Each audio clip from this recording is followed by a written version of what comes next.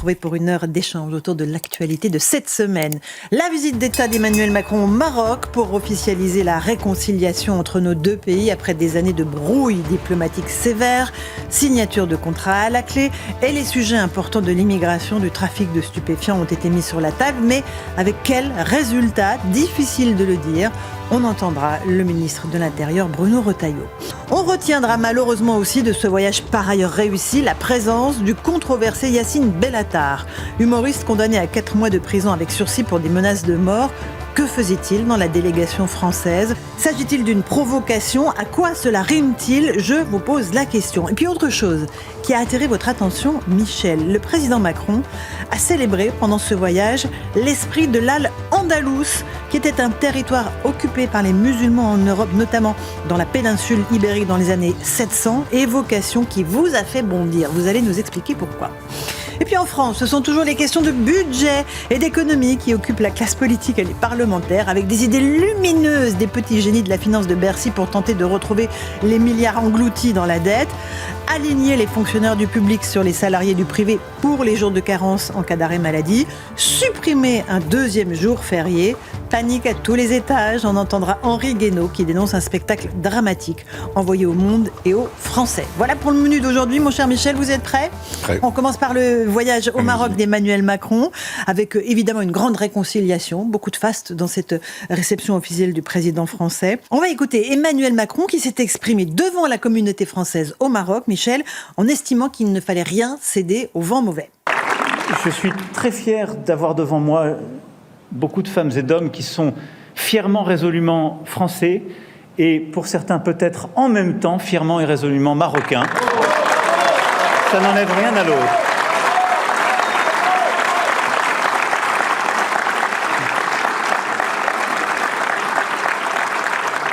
Et quels que soient les vents mauvais qui souffrent et qui soufflent, n'y cédez rien, parce que je crois qu'il ne ressemble pas à la France, ni dans son histoire, ni dans son présent, et ni dans son avenir. Voilà pour cette prise de parole d'Emmanuel Macron, Michel Onfray, devant la communauté française. Qu'est-ce que vous retenez de ce « ne cédez rien au vent mauvais qui souffle » ? Ce qui est compliqué avec lui, c'est qu'il dit tout et le contraire de tout, mais qu'il ne peut pas cacher un certain nombre de choses qui surgissent, des espèces de symptômes de la maladie, quoi. C'est un menteur. Je pense que c'est un menteur pathologique. C'est pas. Pourquoi ? Parce qu'il dit une chose et son contraire. Vous avez vu sur Israël, sur Gaza, une chose et son contraire. Voilà. On aide l'Ukraine, on n'aide plus l'Ukraine, on pourrait aider l'Ukraine. Bon, voilà. Et cette façon un peu cynique, moi je pense au style, au ton du personnage. Il insupporte beaucoup de gens maintenant. Moi le premier, mais ça fait longtemps. Et cette façon sirupeuse d'expliquer les choses, en disant il y a les 2 drapeaux, on peut être binationaux. C'est l'homme qui nous dit j'aimerais emmerder les Français à l'époque du Covid, qui continue sans cesse quoi. Est-ce que... En fait, il voulait emmerder les non-vaccinés. Hein, c'était, à l'époque du Covid, c'était ça. Il voulait les emmerder, c'est une citation. Je n'utilise pas beaucoup ces mots-là, mais enfin, c'est une citation. Donc vous avez raison de dire, mettons donc le mot entre guillemets. Entre guillemets. Et là, il nous parle des 2 drapeaux, mais il a juste oublié que les 2 drapeaux, c'est celui du milieu qui est important, c'est celui de l'Europe.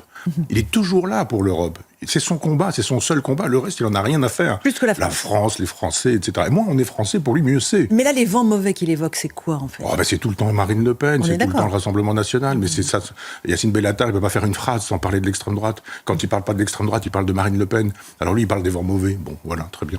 Mais ils n'ont que ça à la bouche, que ça à la tête. Visiblement, c'est leur seul argument, effectivement. Mais c'est leur seul argument, et c'est le seul truc qui leur permet d'être élus, réélus, et de faire des fameux fronts prétendument républicains. Absolument. Donc c'est une espèce d'assurance vie en matière de politique que de taper toujours sur les mêmes. Il pleut, c'est la faute de Marine Le Pen. Il y a des inondations en Espagne, c'est la faute de Marine Le Pen.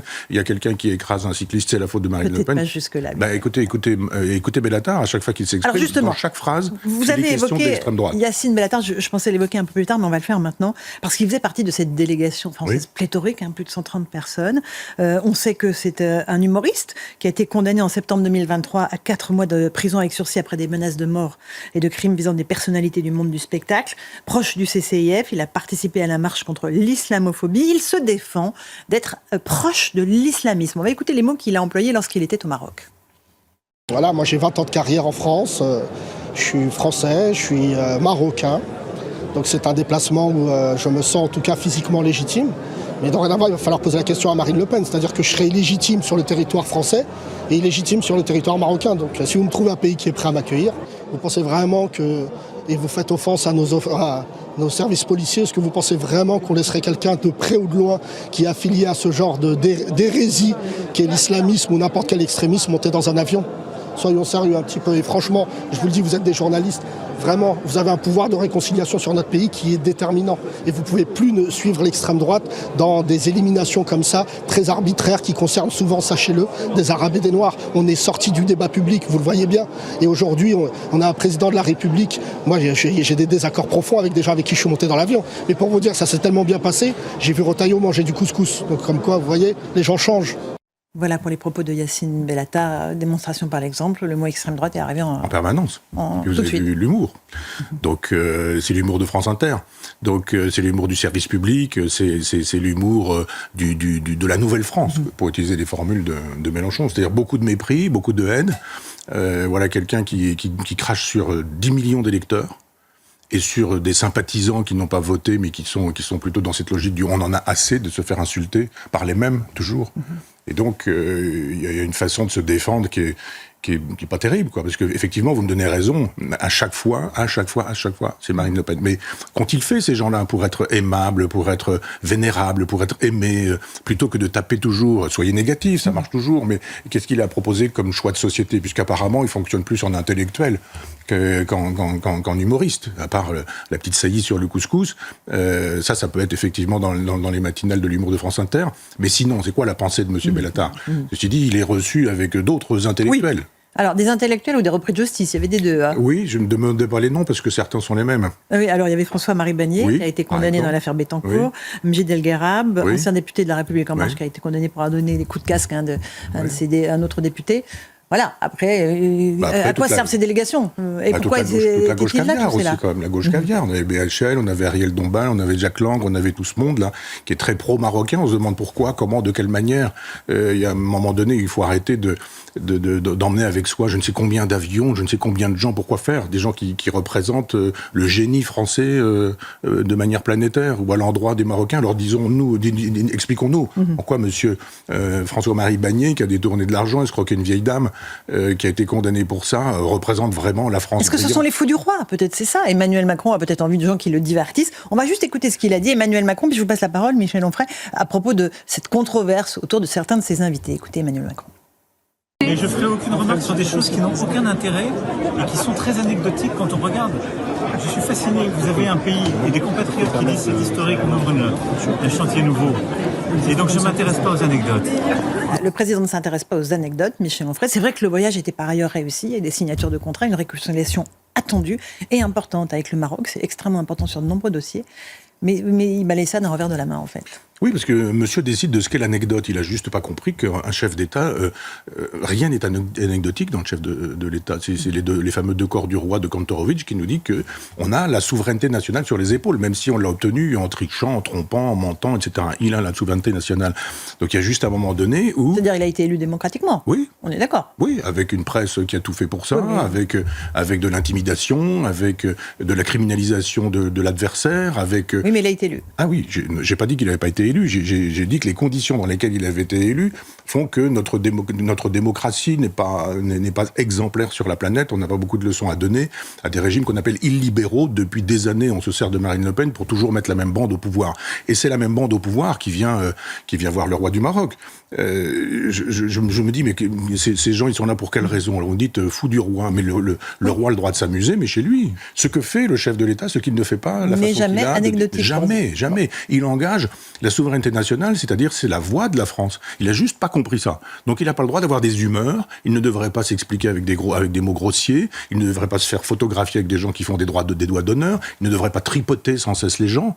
Cette façon de tripoter les gens est sidérante, mais même Yacine Bellatar, que le ministre des Armées ne connaît pas. Il tripote des gens de manière étonnante. Je te prends l'épaule, je te prends le bras, je te tiens le bras. Oui, il avait dit dans un premier temps de ne pas le connaître, et il pensait que c'était un technicien. Alors ça, c'est quand même terrible aussi. Personne n'a repris la chose, mais c'était un technicien. Il avait une allure de technicien. Vous trouvez que c'est méprisant ? Mais c'est un mépris de classe total.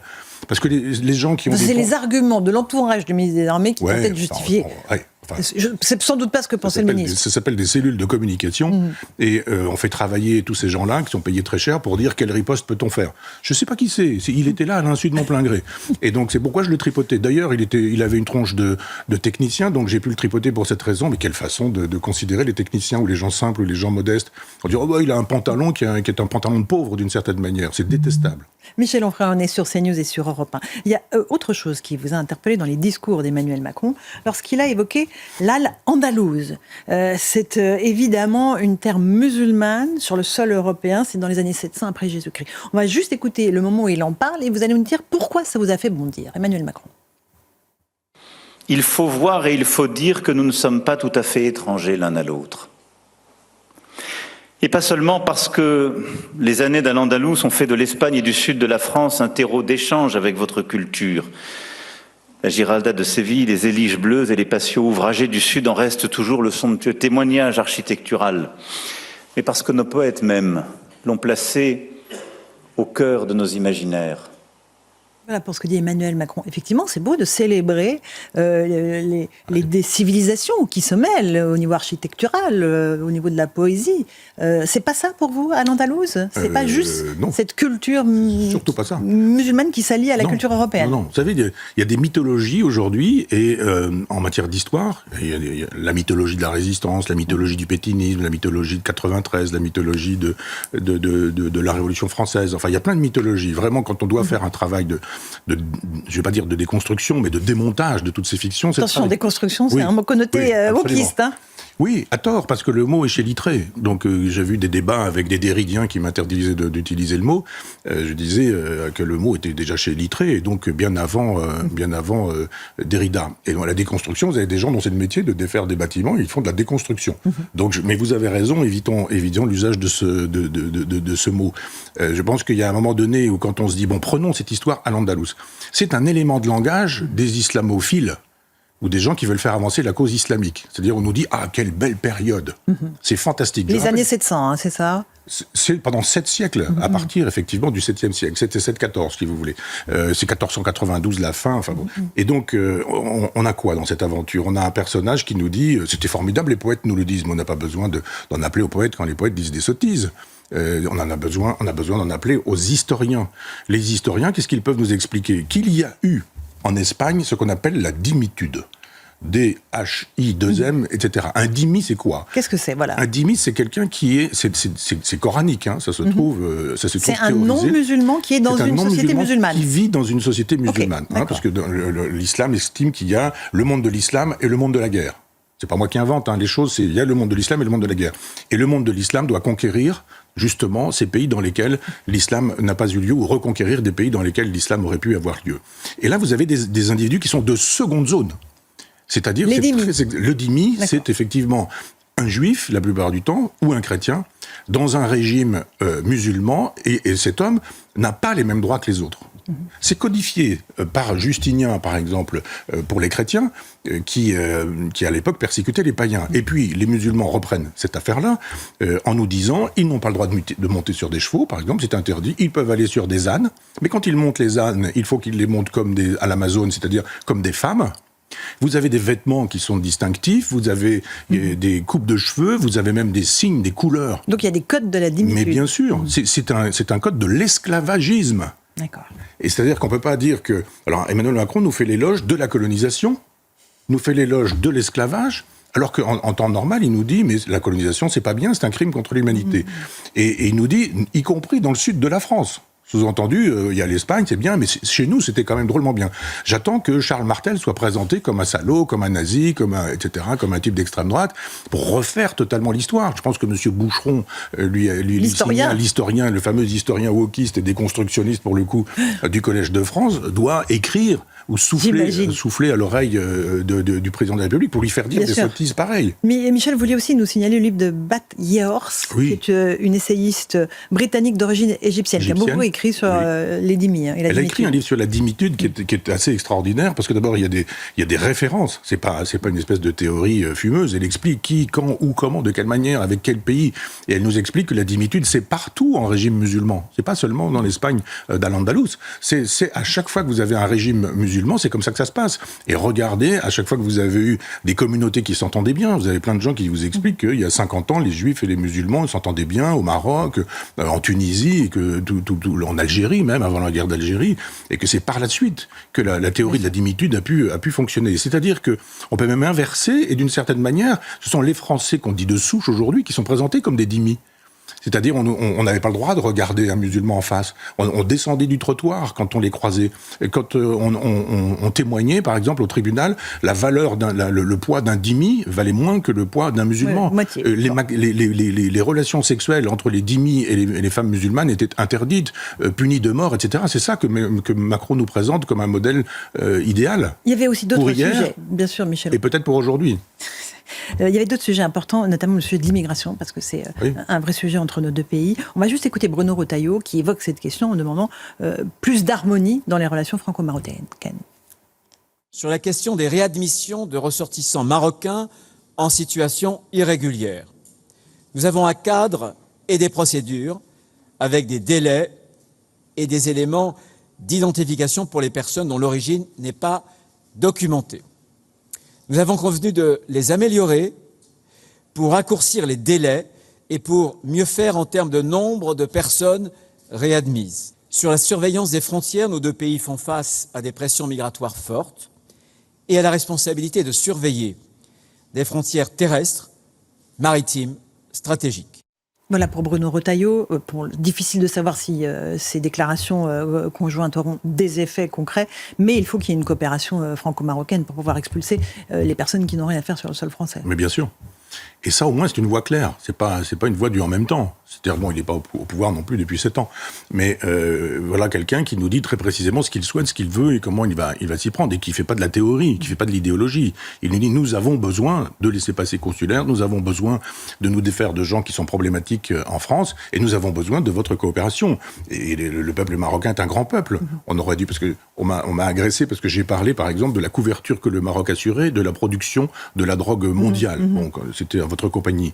Je réitère, mais j'ajoute que c'est un grand peuple. J'ajoute que c'est un grand souverain et un grand monarque aussi, parce que, bien que descendant des croyants, c'est un homme qui est, d'une certaine manière, occidentalisé et qui connaît bien les codes, exactement comme son père, exactement comme son grand-père, qui ont été des gens merveilleux. Donc, il y a un vrai partenariat à mener avec le Maroc, qui est beaucoup plus difficile qu'avec l'Algérie, qui est toujours dans le contentieux de la guerre d'Algérie.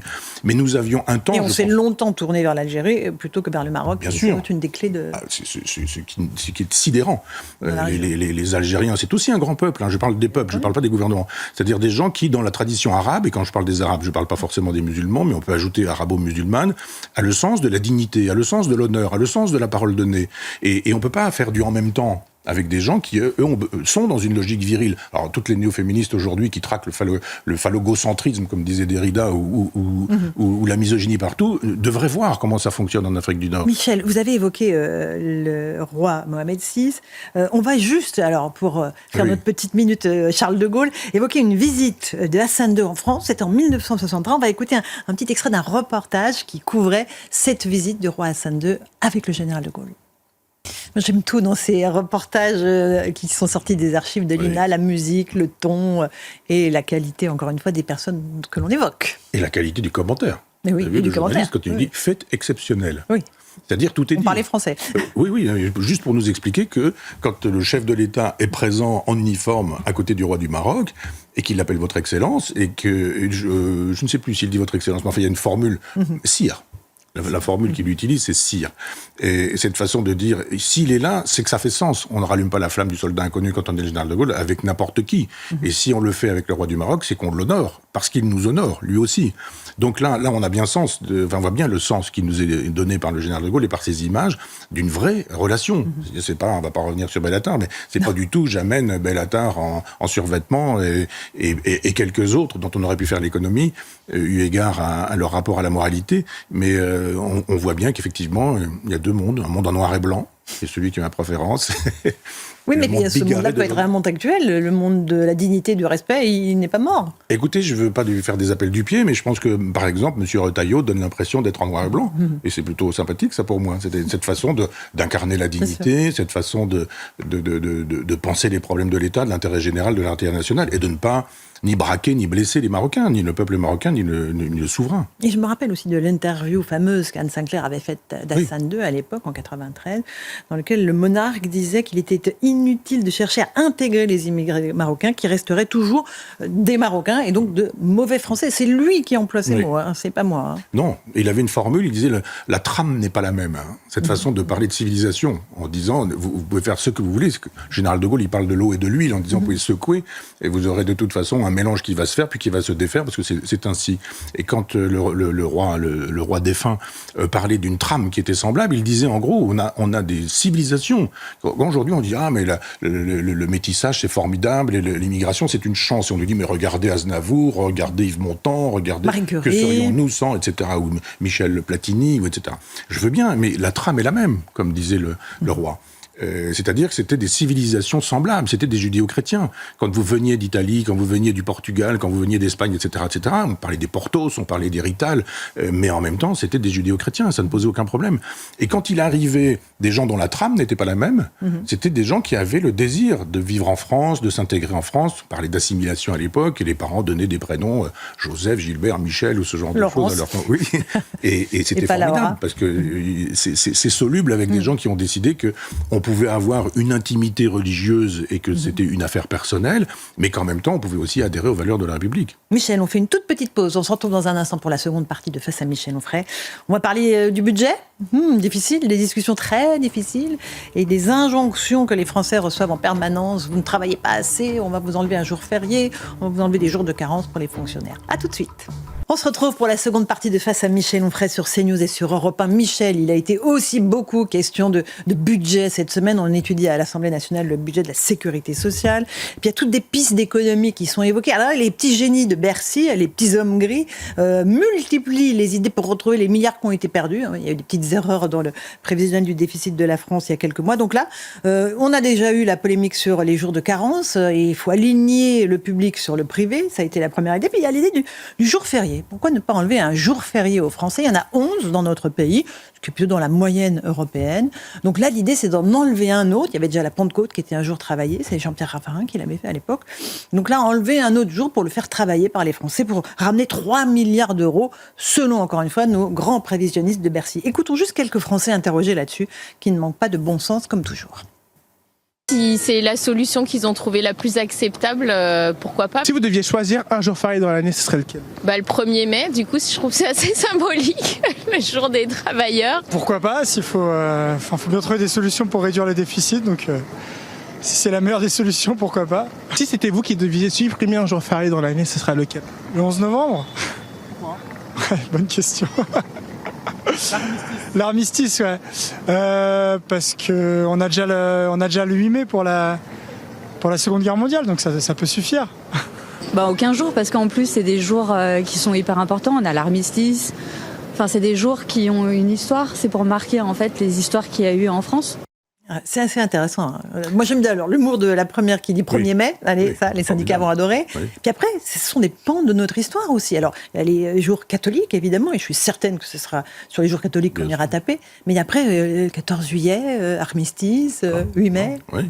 Non, mais c'est très drôle, le 1er mai, ça me paraît effectivement très intéressant, parce que ça touche à la religion progressiste. Donc là, c'est le grand jour de la religion progressiste. D'abord, moi, je pense qu'il faut arrêter aussi de taper sur les travailleurs. Il faut repenser le travail. C'est vraiment quelque chose qui doit être pensé. Vous avez des gens qui font des études considérables, des gamins, des gamines qui ont 30 ans, qui sont brillantissimes, qui ont des doctorats de ceci ou des doctorats de cela, et qui font des boulots qui ne sont pas à la hauteur, qui deviennent instituteurs. C'est formidable, le métier d'instituteur. J'entends bien, moi j'ai failli l'être, j'ai raté les concours. Donc c'est un métier formidable. Simplement, quand vous avez fait un doctorat d'ethnologie, je me souviens de quelqu'un qui avait travaillé sur les ruminants dans les montagnes péruviennes, ce genre de choses. On peut se poser la question de l'utilité de ce genre de travail. Enfin, bon, toujours est-il que quand on a aussi bien travaillé sur un sujet comme celui-ci, et qu'on se retrouve dans une classe où du jour au lendemain on nous dit vous n'avez pas de méthode pour apprendre à lire, à écrire aux enfants, mais il faut y aller tout de même, vous en avez 30 qui vont piailler, etc. Et en même temps vous allez être payé des picaillons, rien du tout. Donc ça, c'est repenser la question du travail, oui, Michel. Oui, payer les gens, les payer correctement, faire de telle sorte que un certain nombre de gens, vous voyez les chauffeurs de taxi, à chaque fois qu'ils me parlent et qu'on a eu l'occasion de discuter, mais ils sont payés en dessous du SMIC. Ils travaillent 10-12 heures par jour, ils travaillent tout le temps, pendant des années, pour pouvoir rembourser leur licence, leur autorisation de travail, d'une certaine manière, et ils ne gagnent rien. C'est humiliant. Donc après, il y a les gens qui ne veulent pas travailler ou qui ne veulent plus travailler, et puis on pourrait arriver au jour de carence, qui relève de ce même problème. Et pourquoi est-ce qu'il y a autant de gens qui disent « je prends un jour, je prends 2 jours », puis s'il y a 3 jours de carence, les gens prendront 4, et puis ils prendront 5, et puis voilà.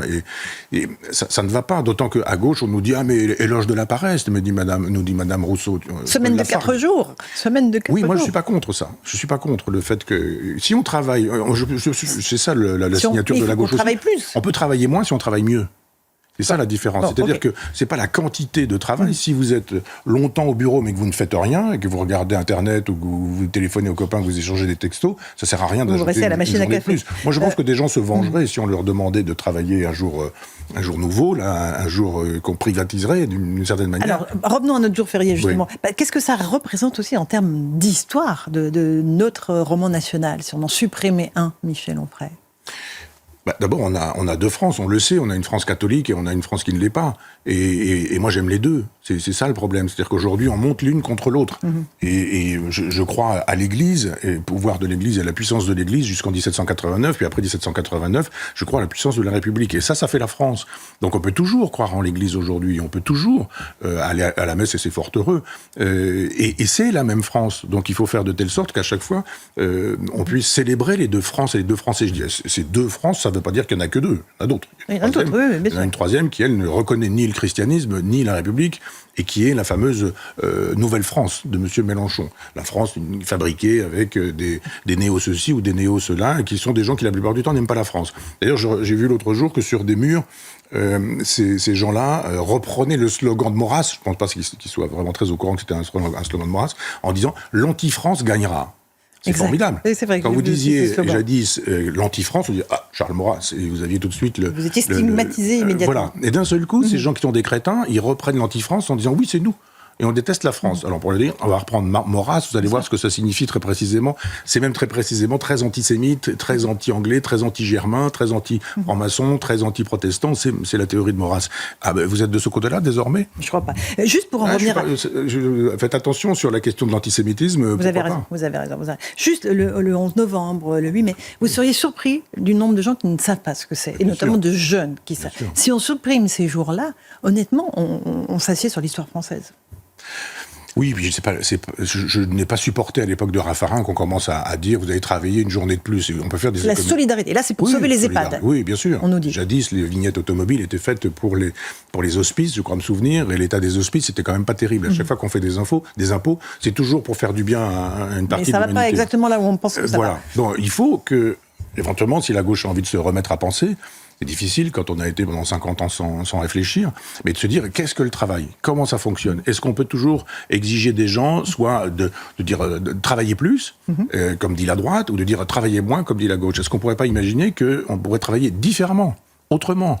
Moi, je pense que humilier les gens n'est jamais une bonne chose. Il y a toujours un moment donné où il y a du ressentiment qui surgit, et voilà. Vous avez des gens qui sont humiliés parce qu'ils sont peu payés, mal payés, parce qu'ils sont sous-employés, parce qu'on leur demande de faire un travail en ne leur donnant pas les moyens de faire le travail. J'imagine à la police, j'imagine à l'armée, les soignants aussi. Soignants, mais bien sûr, j'allais lister, bien sûr. Les infirmiers, les infirmières, les médecins, les enseignants, l'université, la recherche. Enfin, je ne suis pas de ceux qui pensent à gauche que si on met une enveloppe, ça va suffire.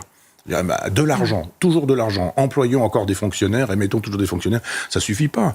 Il faut donner le goût du travail bien fait. Et moi, j'ai été éduqué à ça, le goût du travail bien fait, quel que soit le travail. Ça peut être de faire son jardin, ça peut être... On est content du travail qu'on aura pu faire. Là, on bâcle, on fait tout et n'importe comment. Donc, il y a un moment donné où il faut que les élites qui nous gouvernent, je ne pense pas aux intellectuels, encore que, il faudrait que Dominique Méda a travaillé sur cette question du travail, par exemple. Et elle a bien fait, elle a bien travaillé. Oui, mais qu'on pose ces pistes de réflexion sur la table et qu'on avance et qu'on se mette autour d'une table et qu'on y réfléchisse. Plutôt que de punir. Bien sûr. Toujours. Et toujours les mêmes. Toujours qui travaillent. J'aimerais qu'on ait juste Henri Guénaud, qui était notre invité cette semaine, ancien conseiller de Nicolas Sarkozy, qui, lui, à propos de ces économies qu'on cherche éperdument, notamment dans les poches des Français, estime que c'est un spectacle dramatique au monde et aux Français. Henri Guénaud. Le spectacle qu'on donne à la fois au monde et aux Français, il est hallucinant. On a nourri la crise parce que là, pour le coup, on inquiète des marchés qui sont très sensible aux anticipations autoréalisatrices. Hein. On continue à dire qu'on va faire faillite, ça ne cite pas les gens à vous faire confiance. Bon, ni les taux à baisser. Ça, c'est la première des choses. Et la deuxième, c'est que ça crée une situation dans laquelle tout le monde se met à paniquer, car c'est une vraie panique. C'est une vraie panique. Alors on ne sait plus s'il faut faire payer 5 € pour entrer à Notre-Dame de Paris, s'il faut réduire les exonérations de charges sur les bas salaires, il faut gruger les retraités une fois de plus en disant bon on va pas indexer pendant 6 mois, puis après on verra, peut-être qu'on les indexera plus jamais, etc. Puis on va taxer alors les riches. On est pris entre salauds de pauvres et salauds de riches. Oui. Bon, enfin c'est un spectacle qui est dramatique. Vous partagez cette analyse d'Henri Guénaud, Michel Onfray ? Oui, comme souvent. On a j'imagine que vous avez le même logiciel. On a le gaullisme en partage, oui. Mais il a raison. Vous savez, l'expression une valeur fiduciaire. Dans fiduciaire, il y a la même racine que foi. Il faut avoir la foi.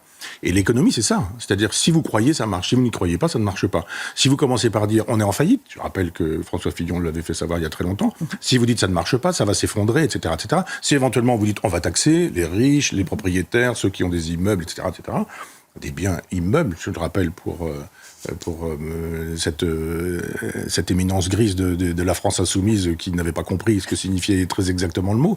Mais à un moment donné, on peut pas arrêter, on peut pas tout le temps taxer comme ça. Il faut une ligne droite. Ce que faisait le général de Gaulle avec Rueff, en disant, mais un oui, un non, une ligne droite, disait Nietzsche. Un oui, pourquoi ? Un non, pourquoi ? On aura la ligne droite. Et là, on dit, on va chercher de l'argent ici, peut-être les déjections canines, peut-être taxer les croquettes des félins, peut-être... Le sucre, taxe sur le sucre, même a été évoqué. Oui. Parce qu'après, on va pas vous dire que c'est pour votre mal, on va vous dire que c'est pour votre bien.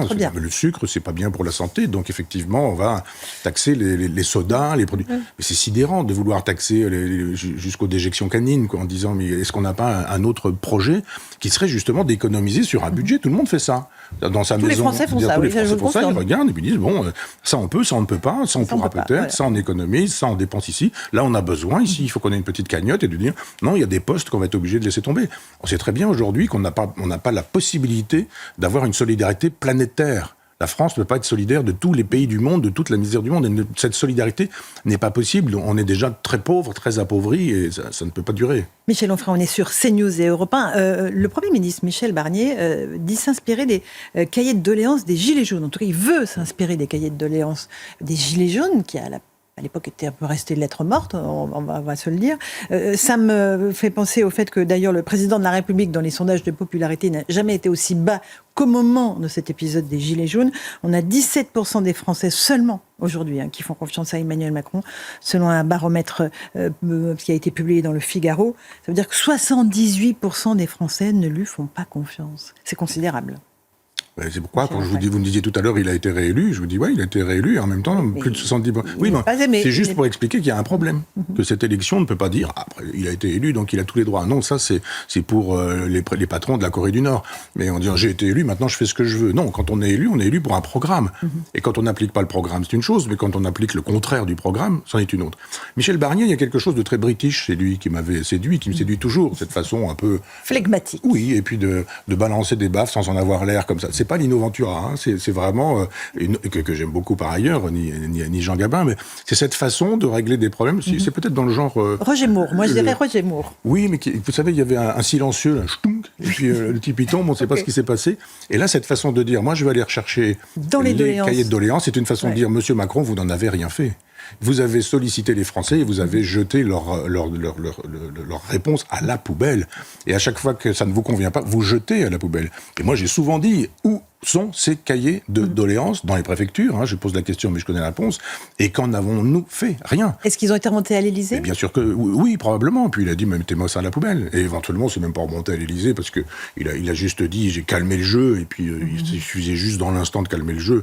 Le problème, c'est pas la France, les Français ou le souci de la France ou des Français. Cette façon de dire au moment du deuxième mandat, je descends dans la rue parce que je voudrais découvrir la France. On va dire, mon garçon, en 5 ans, aurait dû non pas la découvrir, mais savoir ce qu'elle était, et puis même précédemment. Il a une culture de banquier. Donc il est compétent en matière de banque. Mais au-delà, on l'a vu avec Al-Andalus, on l'a vu quand il parle des poètes, qui sont ces poètes qui nous font l'éloge d'Al-Andalus, qui nous parlent de quoi ? De Victor Hugo, qui lui disait des choses un peu extravagantes sur cette question de l'islam, juste pour pouvoir critiquer un peu le christianisme. Et remettons un peu tout ça en perspective. Non, il y a cette façon très intéressante de dire les Français ont déjà dit plein de choses, et il y a dans ces cahiers de doléances probablement le désir qu'ont les Français de voir la France repartir avec probablement, je ne sais pas ce qu'il y a dedans, mais probablement des bonnes idées, parce qu'il y a plein de bon sens chez les Français. Michel Onfray, on va parler maintenant du livre de Jordan Bardella. Il y a une polémique autour du fait que la régie publicitaire de la SNCF ne veut pas accepter les panneaux d'affichage de ce livre de Jordan Bardella, au motif que ce serait contraire à la charte de cette régie publicitaire de la SNCF. Média Transport insiste sur le fait que c'est un ouvrage qui est certes une autobiographie, mais qui est écrite par un homme politique président d'un parti. On va écouter ce qu'en dit Jordan Bardella, puis je veux voir ce que vous en pensez. Une fois encore, la liberté d'expression recule face aux hurlements de l'extrême gauche qui pratique la censure, qui instaure une discrimination politique et qui fait peser sur la France et sur le débat public dans notre pays une atmosphère de terreur. Au fond, il s'attaque à l'une des grandes forces de l'identité de notre pays, la liberté. La liberté d'expression, qui a fait de la France un espace d'échange unique au monde. La liberté de conscience, la liberté de choisir ses lectures, de voter pour qui l'on veut, de soutenir ses idées sans être menacé ou insulté, ce sont toutes ces grandes libertés fondamentales que la gauche veut vous retirer chaque jour davantage.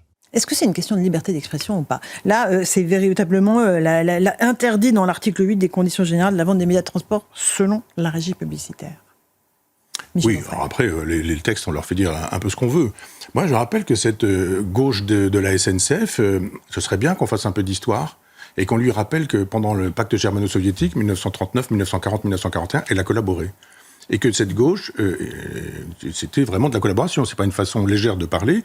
À l'époque, effectivement, le Parti communiste français qui prenait ses ordres à Moscou, c'est-à-dire chez Staline, avait pour ordre de collaborer avec l'Allemand parce qu'ils avaient des ennemis communs, le général de Gaulle, la City. Et si, effectivement, le communisme et les communistes et les syndicalistes communistes ne collaborent plus, en 1941, c'est parce que Hitler rompt lui-même le pacte germano-soviétique en envahissant la Russie soviétique. C'est l'opération Barbarossa.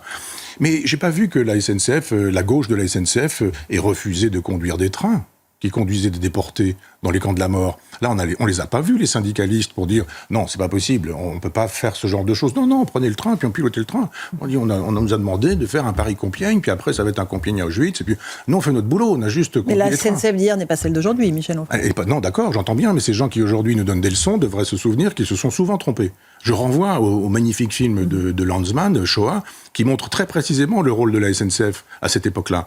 Et donc, il y a un moment donné où c'est pareil, avec les communistes aujourd'hui, ils oublient tous qu'ils ont collaboré à l'époque et qu'ils ont demandé à ce que soient sabotés les moteurs d'avion, les moteurs de tanks, les moteurs de chars, qui ont fait ces sabotages, que des soldats français sont morts au combat, juste parce qu'il ne fallait pas combattre et qu'il fallait fraterniser avec le peuple allemand du Troisième Reich national-socialiste. Donc, il y a un moment donné où il devrait être un peu plus prudent sur cette idée que le fascisme est à nos portes. Jordan Bardella, fasciste, laissez-moi rire, quoi. Je veux dire, ce jeune garçon a tout, sauf a l'air de tout, sauf d'un fasciste. C'est vrai qu'aujourd'hui, on dit que Trump est un fasciste, que tout le monde est un fasciste. On va en parler dans un instant. Mais le vrai fascisme qui a eu lieu, lui, et qui supposait la déportation des Juifs, à l'époque, on n'a pas entendu la CGT, le Parti communiste français, pendant le temps qu'a duré le pacte germano-soviétique, s'opposer à ça. Alors maintenant, on s'oppose à un livre qui... Je ne suis pas sûr que ce soit les mémoires de Churchill et les mémoires du général de Gaulle, en plus de ça. En revanche, on signale que le très bon mémoricide de notre ami Philippe de Villiers est en vente et qu'il cartonne absolument partout. Et on lui fait un petit clin d'œil parce qu'on aime bien Philippe de Villiers, vous et moi, mon cher Michel. Un tout petit mot de l'élection américaine. On est vraiment dans la dernière ligne droite. Les Américains votent, là, c'est imminent. Tous les coups sont permis. Je crois qu'on n'a jamais vu ça. Beaucoup d'outrances et d'insultes du côté de Donald Trump, qui estime que son adversaire est inapte à la fonction présidentielle. Mais du côté de Kamala Harris aussi, il y a des déclarations assez surprenantes. Écoutez juste ce qu'elle a dit sur le fait que, selon elle, Donald Trump allait envoyer l'armée pour tirer sur certains Américains. Écoutez-la. Donald Trump a l'intention d'utiliser l'armée américaine contre les citoyens américains qui ne sont tout simplement pas d'accord avec lui. Des personnes qu'il qualifie, je cite, d'ennemis de l'intérieur. L'Amérique n'a pas affaire à un candidat à la présidence qui réfléchit à la manière d'améliorer vos vies. C'est quelqu'un d'instable, obsédé par la vengeance et en quête d'un pouvoir sans limite. Voilà pour ce que dit Kamala Harris. On a eu aussi Joe Biden qui a estimé que les électeurs de Trump étaient des ordures, ce qui a donné lieu à une séquence très très drôle où Donald Trump est monté avec un gilet orange dans un camion qui charrie des ordures pour dire non, mes électeurs ne sont pas des ordures, évidemment. Qu'est-ce que ça vous inspire, cette campagne tous azimuts, tous les excès, toutes les insultes sont permises, Michel Onfray? C'est du show. C'est-à-dire il faut faire de la télévision, il faut faire de l'audience. Il y a des milliards dans cette aventure.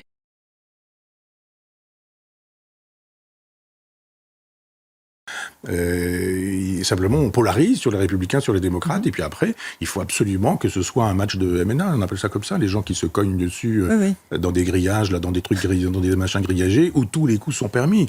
Alors il y en a un qui dit, ah bah oui, mais il y a un continent, c'est des portoricains, c'est comme des ordures sur l'océan. L'autre dit, c'est les électeurs qui sont des ordures. L'autre il dit, ah bah moi je fais un tour dans un camion ben, et on se dit, bon, ça peut Mais où est drôle. la vision dans tout ça, moi, c'est ça bien que sûr, je heurte. bien sûr. Or, il y a des visions politiques, et on gagnerait à dire ce que sont vraiment les programmes des uns et des autres.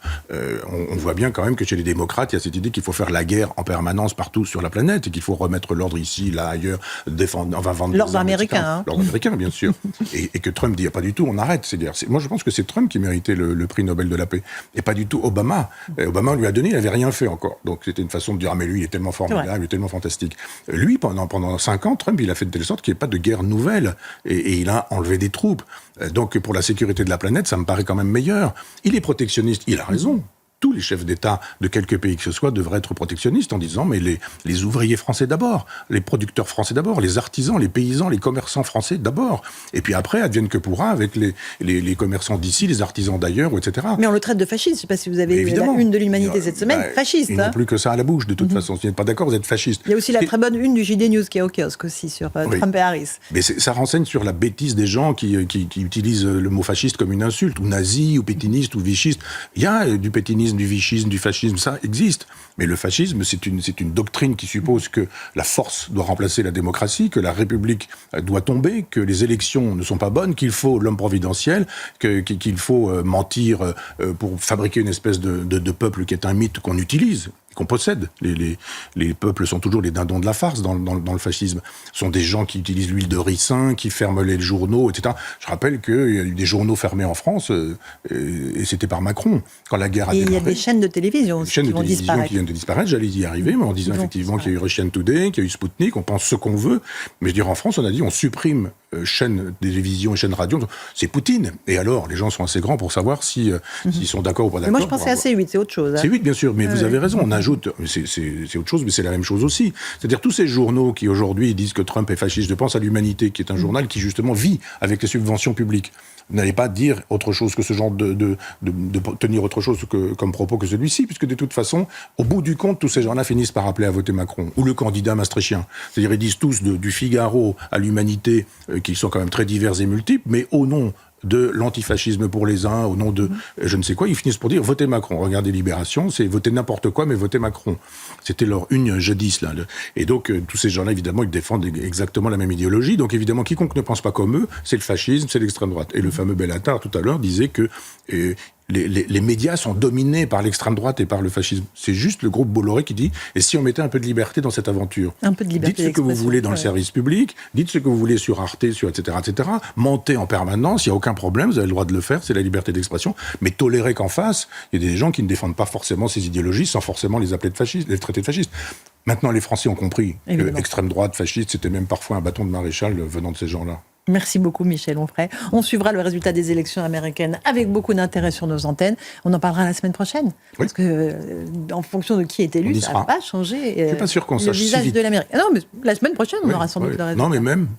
Vous pensez que ça peut durer? Le système est très compliqué. C'est-à-dire la façon de voter, la façon de... Quand on dit que les urnes sont bourrées... votes, etc. Ah, oui. Ils votent sans carte d'identité. Et moi, je pense qu'on n'aura pas le lendemain matin un nom en disant c'est Trump ou c'est Kamala Harris, et qu'on part vers quelque chose qui ne va pas être terrible, parce que chacun va revendiquer les résultats pour lui. Sans reconnaître. Et ça va être extrêmement violent, très violent. Vous savez que les États-Unis sont armés.